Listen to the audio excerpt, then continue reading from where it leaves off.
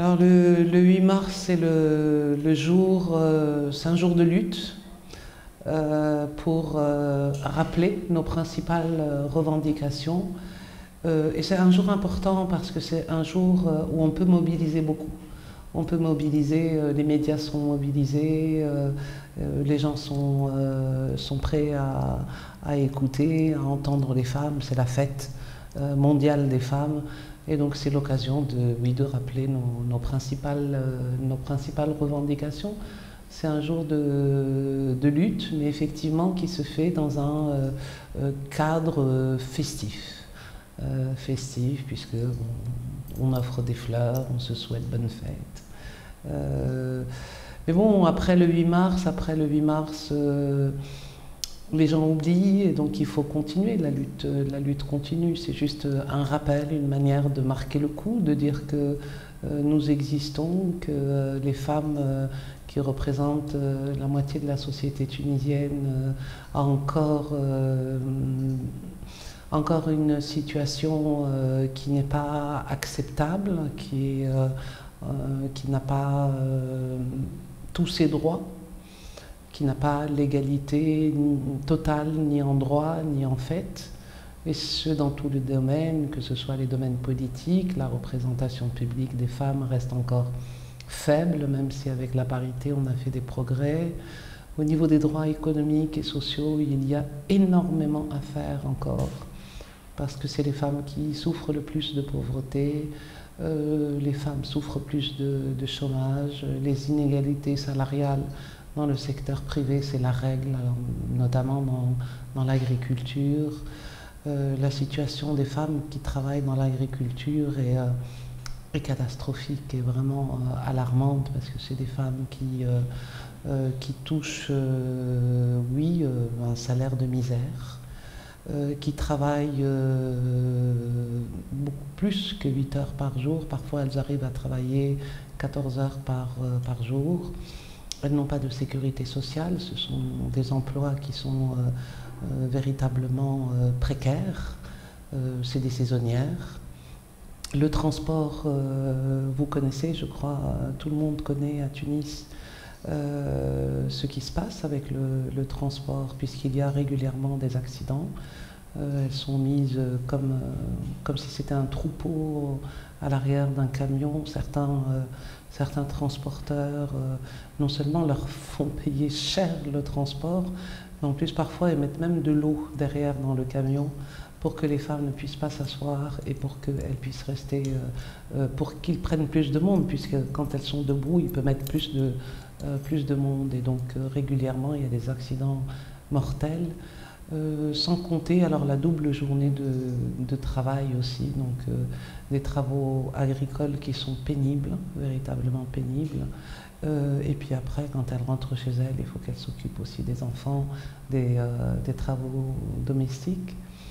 Dans les autres domaines, dans le domaine civil et familial, le code du statut personnel dont on était tellement fiers et qui représentait l'exception tunisienne, ne correspond plus aujourd'hui à la réalité de la famille tunisienne, et c'est devenu le code où il y a le plus de discrimination, puisque le père est toujours chef de famille, c'est lui qui a la tutelle sur les enfants mineurs, et puis il y a bien entendu l'inégalité dans l'héritage. Et à l'occasion du 8 mars, nous avons voulu marquer cette journée en parlant de l'inégalité dans l'héritage. Nous travaillons sur l'égalité dans l'héritage depuis près de 20 ans. Nous avons fait des enquêtes, nous avons un argumentaire très, très complet que l'on est en train d'actualiser et d'approfondir. Justement, si on pouvait avoir un petit aperçu de cet argumentaire. Alors cet argumentaire est essentiellement basé sur des considérations socio-économiques, à savoir que la famille n'est plus la famille qu'elle était auparavant, c'est-à-dire une famille élargie où tout le monde s'entraidait. Aujourd'hui, c'est une famille conjugale avec le père, la mère et les enfants. Les femmes travaillent aujourd'hui, la plupart des femmes travaillent. et mettent tout leur salaire pour les besoins de la famille. Donc elles participent aux aliments de la famille.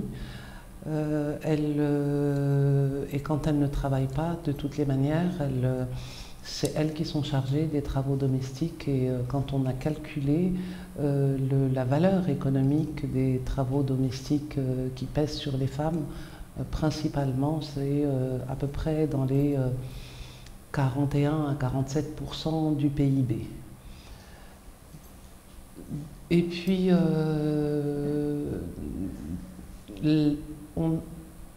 d'après les études que l'on a, l'une des causes de la féminisation de la pauvreté, c'est l'inégalité dans l'héritage.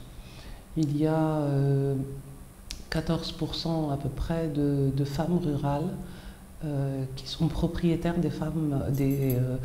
des terres sur lesquelles elles travaillent. Et sur ces 14%, on a à peu près 60% qui ont obtenu la terre grâce à l'héritage. Donc c'est important pour améliorer la situation économique des femmes, l'égalité dans l'héritage. Et puis également, comme autre argumentaire, c'est on se plaint, enfin on parle souvent qu'il y a très peu de femmes chefs d'entreprise. Et si elles ne sont pas chefs d'entreprise, c'est qu'elles n'ont pas de capital préalable à investir dans un projet propre. Et si elles n'ont pas de capital, c'est aussi, entre autres en tout cas, en raison de l'inégalité dans l'héritage. Sans compter qu'aujourd'hui, les parents ne font pas de différence entre les filles et les garçons. Ils les élèvent exactement de la même manière. Ils partagent à égalité entre eux. Ils les amènent à l'école. Ils dépensent pour leurs études autant pour leurs filles que pour les garçons. Et puis, il y a d'autres arguments d'ordre culturel. C'est le fait que l'inégalité dans l'héritage est justement fondée et expliquée par le fait que c'est l'homme qui doit les aliments à la famille. Or, comme je viens de le dire, la femme participe et parfois participe même plus que l'homme. D'après les études que nous avons faites, quand la femme travaille, en général, elle met tout son revenu pour la famille, alors que l'homme capitalise. Enfin, il fait des comment dire, oui, il met de l'argent de côté. Enfin, et puis en général, donc les femmes participent beaucoup aux aliments de la famille. Très souvent, elles participent à l'achat du logement familial, mais la plupart des femmes, je crois 80% des femmes, si je me souviens bien, ne sont pas propriétaires ni copropriétaires du logement familial. Et donc s'il y a un problème après, s'il y a un divorce, très souvent elles se trouvent à la rue. Mais également aussi les veuves, quand elles perdent leur mari, leur part successorale est très minime. Et quand par exemple le père laisse une maison et des enfants, les enfants se partagent au vent de la maison et la veuve se retrouve souvent sans domicile. Voilà pour les principaux arguments. Alors oui, bien entendu, dans les arguments culturels, il y a aussi le fait que, parce qu'on nous oppose toujours le texte coranique. Or, le texte coranique, il y a deux interprétations. Il y a une interprétation qui dit,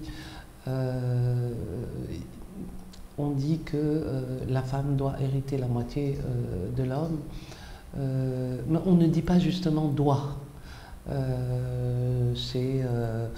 Le texte coranique n'empêcherait pas qu'on donne plus, puisque à l'époque c'était l'homme justement qui était responsable. C'était lui qui était chargé de donner des aliments à la famille. Ce n'est plus le cas aujourd'hui. Ce sont voilà, les principaux arguments. Et puis il y a des arguments effectivement juridiques, l'égalité dans la nouvelle constitution, le fait que l'État doit non seulement conserver les acquis des femmes, mais également les consolider et les améliorer.